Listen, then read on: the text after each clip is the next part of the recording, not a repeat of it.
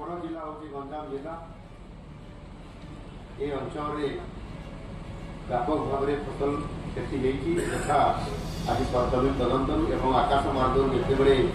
Helicopter आम देखिलु से जना पड़ूला जे बास्तविक से परिमाण अधिक अच्छे से आकलन कलापर रिव्यू कलापर तीनोटी जिला समेत सारा ओडिशार जो जिले में अदिनिया वर्षा जनित क्षय क्षति होती माननीय मंत्री माने से जिला को गस्त कर आज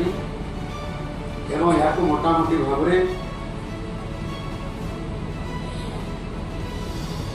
आकलन कर आसंता 30 तारीख पर्यंत दिन धार्य रखा जाए आउ दिने 2 दिन को वृद्धि कर योजना रखा जाए आज तीनोटी जिले में आम जहाँ देखिलु ए चाषी मैंने जो मैंने इंश्योरेंस कवर कर क्लेम कर पारि ना एपर्यंत आउ गोटे दिन सुजोग देवाई अनुरोध कर प्रशासनिक अधिकारी सहित दिल्ली में केंद्र सरकार सहित रिलीफ कोड अनुजाई जो 72 घंटा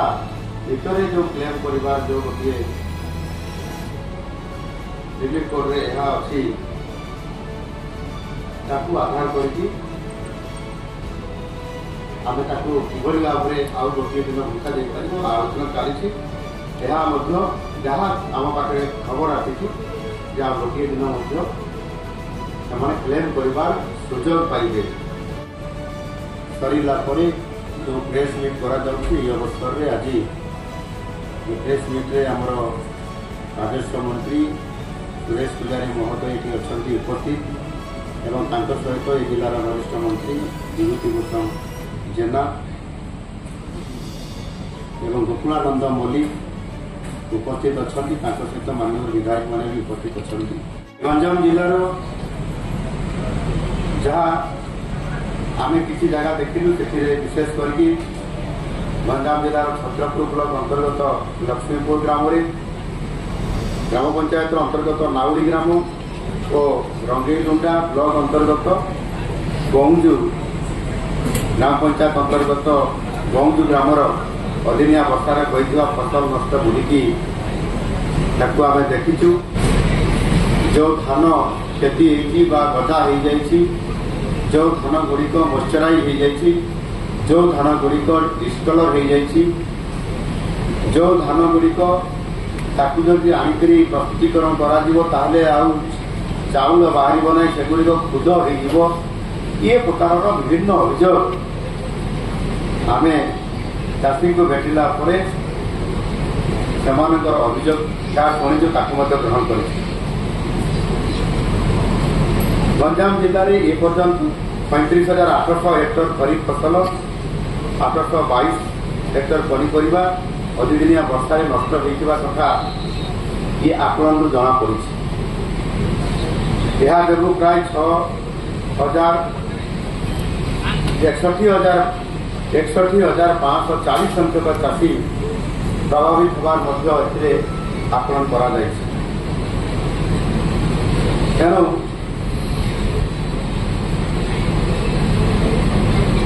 को पुनर्बार अवसर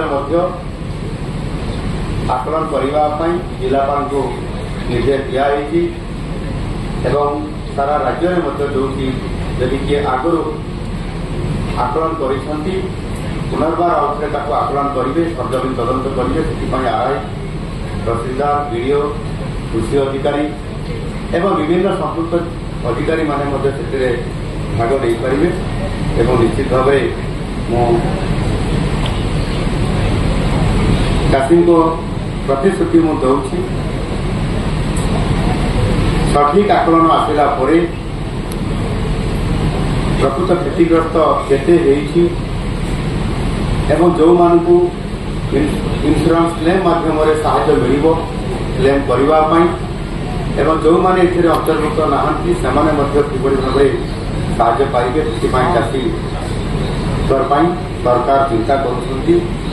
मु आशा करी जे सेमाने तांकर क्लेम बा अनुरोध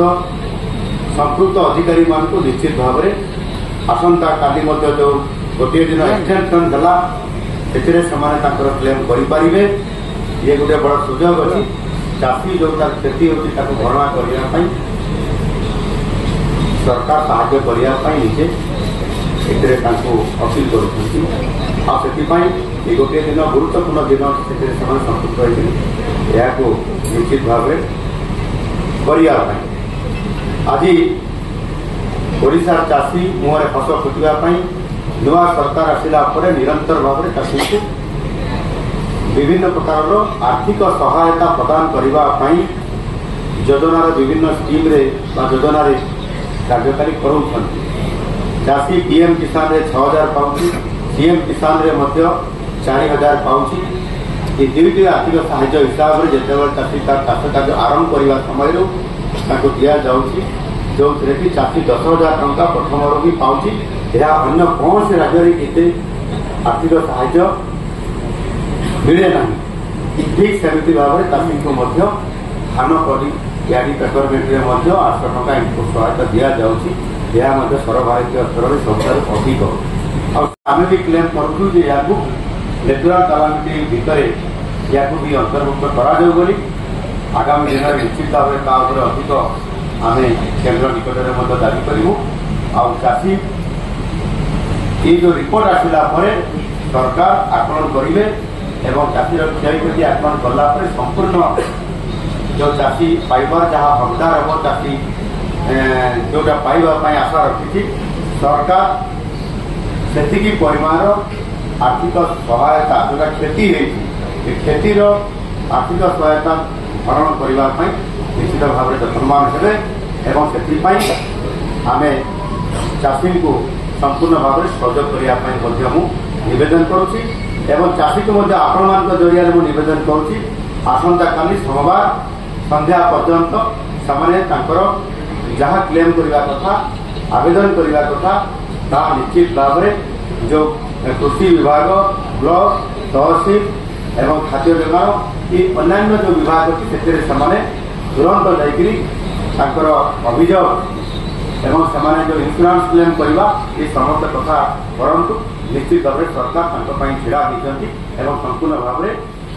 आगामी दिन मानक खूब शीघ्र संपूर्ण भाव में क्षतिर भरणा करेंगे और सहायता करेंगे। धन्यवाद।